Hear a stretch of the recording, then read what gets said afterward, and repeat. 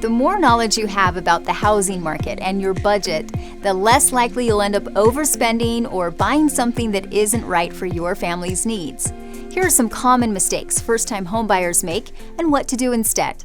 While it might be tempting to stretch your budget as far as it can go just so you don't miss out on that dreamy kitchen with granite countertops, resist the urge. You'll regret it later when you run out of money halfway through your first year living there.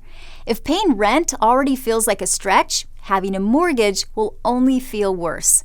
It's important to remember that being able to afford the monthly payment is only part of the equation. You also need to consider everything else that goes into buying a home before making such an important decision. If a house needs significant repairs, buying it probably isn't a good idea. The first step in purchasing a home is to be realistic about what you can afford. Don't trust sellers when they say this place is worth X.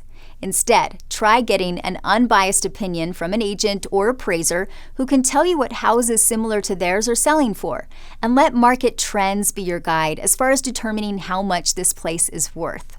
MHS Lending is an approved VA lender specializing in VA home loans. If you are ready to start your VA loan, check your eligibility and learn more with MHS here today.